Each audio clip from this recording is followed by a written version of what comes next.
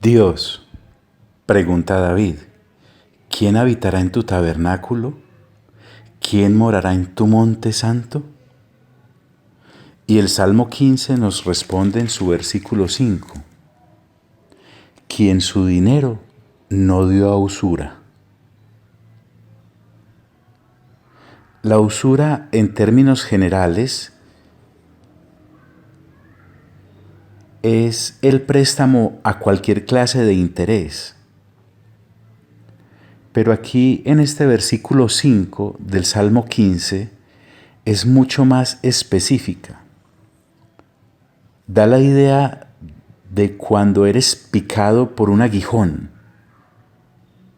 o como cuando te muerde una serpiente o como cuando eres oprimido por una boa que te tritura hasta sacarte el aire y quebrantarte los huesos para poderte devorar. No estamos hablando entonces de toda clase de préstamo. Estamos hablando de aquel que te ahoga, te subyuga, te esclaviza, te denigra y que violenta tu dignidad.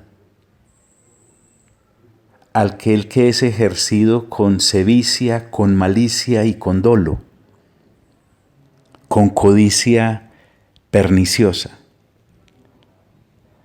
Ya en Mateo 25-27, nuestro buen Señor Jesús, en una parábola acerca de los talentos que le fueron entregados a varios siervos, censura a aquel que enterró el talento y le recrimina diciéndole que por lo menos hubiese entregado el talento a los bancos para que los bancos le restituyeran intereses y al él regresar, pues tendría el talento y el interés comercial que los bancos de esa época entonces reconocían. Entonces, aclaremos, estamos hablando de la usura con un interés descarado, opresor y esclavista. Con respecto a su pueblo, en esta área, a su pueblo judío, nuestro buen Dios es muy exigente y además es muy claro.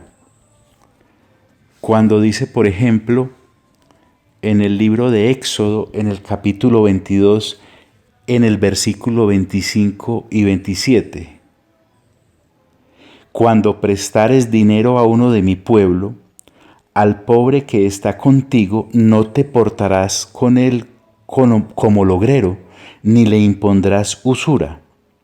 Si tomares prenda, por ejemplo su vestido, a la puesta del sol se lo devolverás, porque solo eso es su cubierta y es su vestido para cubrir su cuerpo. ¿En qué dormirá? Y cuando él clamare a mí, yo le oiré, porque soy misericordioso. Acerca del mismo tema lo refrenda en Levítico capítulo 25, del versículo 35 al 37. Y cuando tu hermano empobreciere y se acogiere a ti, tú lo ampararás, como forastero y extranjero vivirá contigo. No tomarás de él usura ni ganancia, sino tendrás temor de Dios y tu hermano vivirá contigo. No le darás tu dinero a usura, ni tus víveres a ganancia. Y en Deuteronomio, que es la segunda ley o repetición de la ley, en el capítulo 23 dice la Escritura en el versículo 19, no exigirás de tu hermano interés de dinero, ni interés de comestibles, ni de cosa alguna de que suele exigir interés. Del extraño, qué interesante esto que sigue, podrás exigir interés, mas de tu hermano no lo exigirás, para que te bendiga Dios, tu Dios, en toda obra de tus manos, en la tierra a donde vas a tomar posesión de ella.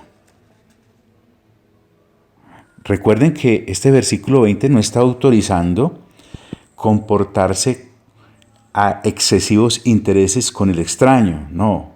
Estamos hablando de que Dios con su pueblo tiene un trato y hacia los que no son de su pueblo, pues nos muestra que les garantiza otro.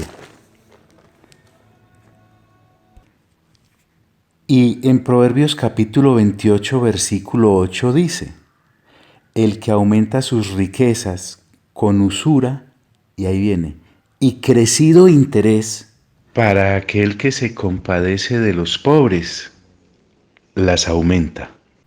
Esas riquezas se le irán de las manos. Por eso en el mismo capítulo, en el versículo 20 dice, el hombre de verdad tendrá muchas bendiciones, mas el que se apresura a enriquecerse no será sin culpa. Entonces, estos pasajes nos invitan a una reflexión sobre el Salmo 15, versículo 5, cuando Dios nos dice que aquel que su dinero da usura no podrá habitar en su tabernáculo ni morar en su monte santo. Mañana, si Dios nos lo permite, miraremos un ejemplo en el cual el pueblo de Israel se pudo retrotraer de esta conducta gravosa que los hacía ajenos a la presencia y a la habitación de Dios. Porque es posible salir de ahí, claro que sí.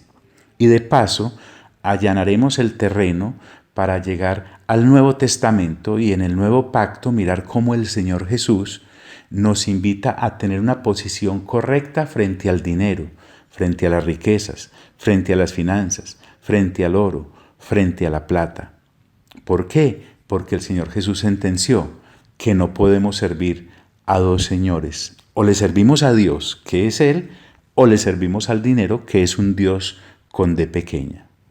Y como el Nuevo Testamento abunda en ejemplos, pues tomaremos unos buenos días para dejar bien clarito, como el cristal, este tema.